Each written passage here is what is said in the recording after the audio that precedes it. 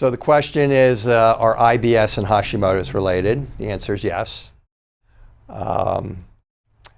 So irritable bowel syndrome, that is when you have intermittent constipation and diarrhea. You can have where it is more IBS-C, which is IBS more leaning towards constipation, or IBS-D,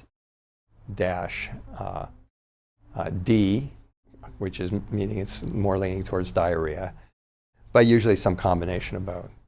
And the way that happens is, it will seem obvious when I say this, but the way that happens is your gut breaks down. And what that means is that somewhere along the line, you start losing your ability to digest your food properly.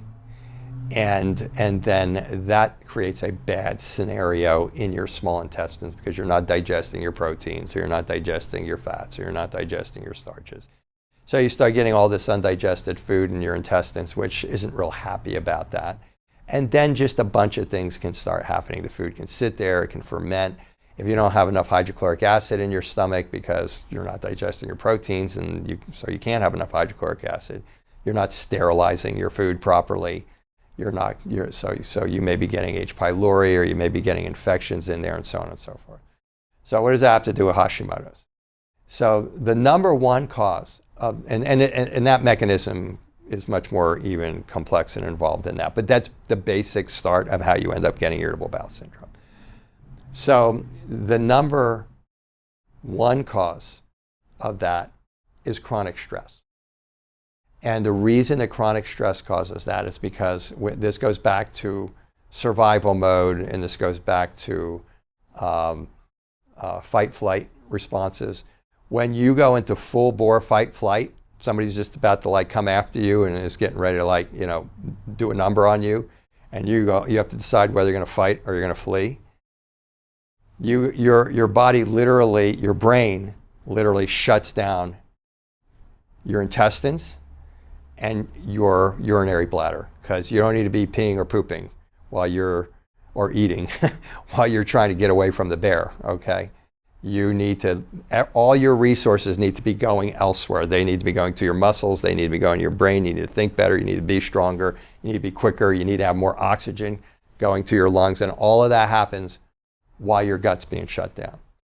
On a lower level than that, if you are just stressed, it doesn't shut down your gut, but it's kind of semi-paralyzes it. It slows down the ability of it to move through.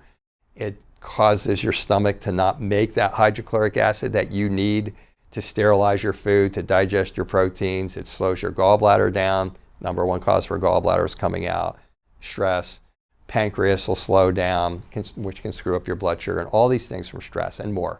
Most of you are probably aware of how devastating stress is.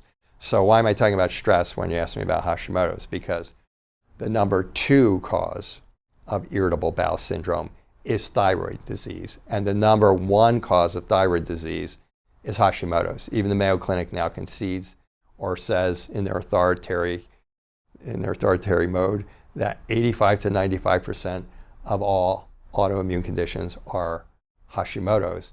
And Hashimoto's is known as Hashimoto's autoimmune hypothyroiditis. Okay, hypothyroid is the key. So the stress response paralyzes it. The hypothyroid aspect of Hashimoto's slows everything down. So it slows down the ability of your parietal cells to make hydrochloric acid. It slows down your gallbladder because it slows everything down. It slows down your pancreas. So now you're not digesting your proteins, you're not digesting your fats, you're not digesting your starches. And now that you're not sterilizing it, you're not putting out anti-inflammatory enzymes that come out of your gallbladder and your pancreas. And next thing you know, bad things start to happen in your bowels. And then this entire biochemistry starts to fulminate. Maybe you end up small bacterial overgrowth, maybe you don't. Maybe you end up with infections in there because you're not paralyzing, because you're not sterilizing your food. And if you're not sterilizing your food, this is a way you can get fungal infections and yeast infections and H. pylori and even sebum, those types of things. And then depending on which of those things are present and are active in your particular situation is going to depend on, I got constipation, or I'm getting diarrhea, or both.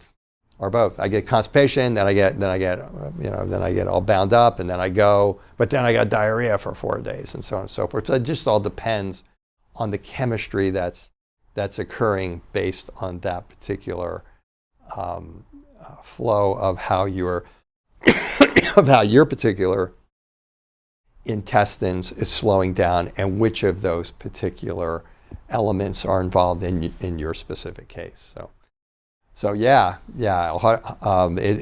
Bowel problems are like, if you have hypothyroidism or you have Hashimoto's, you're going to have bowel problems, and it just depends on all the other things that we just talked about.